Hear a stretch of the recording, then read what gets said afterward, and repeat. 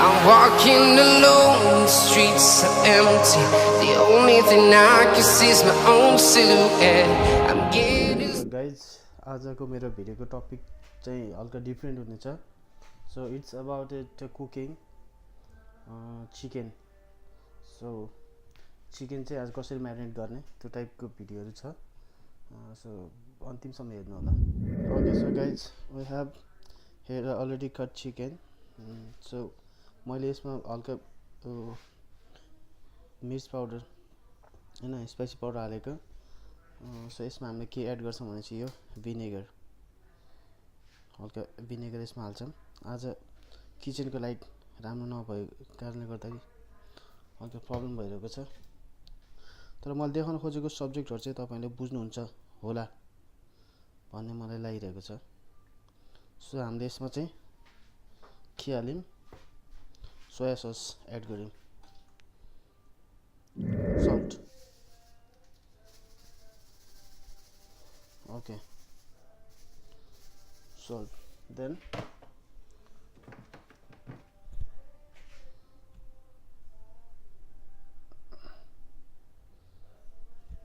so guys, after that we need to mix as well. यो राम्रोसँग यसलाई चिकनलाई मुसेर यसलाई केही बेरको लागि चाहिँ अब फ्रिजमा राखिन्छ. सो ओके, यो चाहिँ हाम्रो म्यारिनेट रेडी भयो. सो गाइज, अब यसलाई हामीले डिप फ्रिजमा. Here we go guys, we have herbs. जसमा ओनियन रहेको छ. So guys, I started to cook my chicken cook गर्दैछु. आजको भिडियो टपिक मैले हल्का डिफ्रेन्ट टाइपको बनाउँछु. ओके, सो बेस्ट के हुन्छ भने चाहिँ तपाईले नन स्टिक भाँडामा चाहिँ चिकन पकाउँदा. I'm gonna put some oil. Okay guys, the first things I'm gonna put the onion. Okay, onion लाई राम्रोसँग तपाईले पहिला यसलाई फ्राई गर्नुपर्छ. यसलाई अब मजाले फ्राई गर्ने. Onion little bit brown. Okay guys, now is perfect. All onion brown. So अब यसमा चाहिँ टोमेटो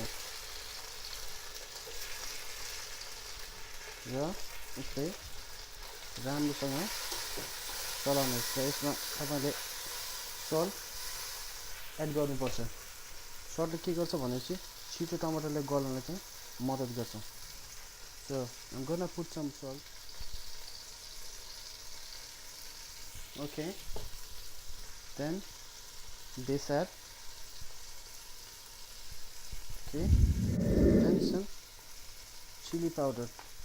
तपाईले कति स्पाइसी मन पर्छ त्यो तपाईले भर पर्ने कुरा. Now it's going perfect.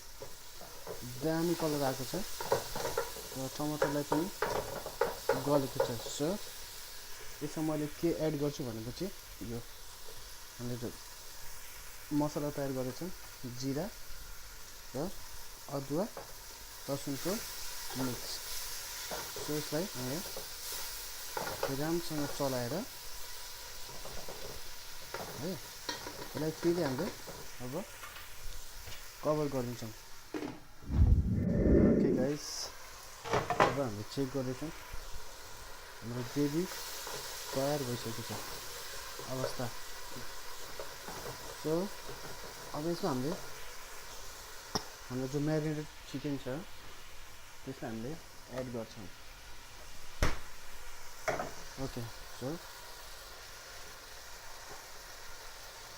Chicken यसमा एड गर्यौं. ओके, सो यसलाई हामीले दामीसँग चलाउन नमिल्ने भएको अवस्था। राम्रोसँग चलाएर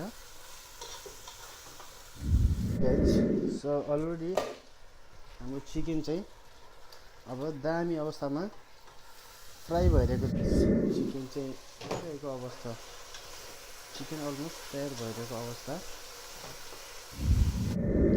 ओके गाइज, फाइनली अब हाम्रो मासु चाहिँ रेडी भयो। न यसमा अब धनिया हालेर सर्भ गर्दा हुन्छ। सो हाम्रो चिकनको आज हाम्रो कुकिङ पिरियड पनि सक्यो। Thanks for watching guys.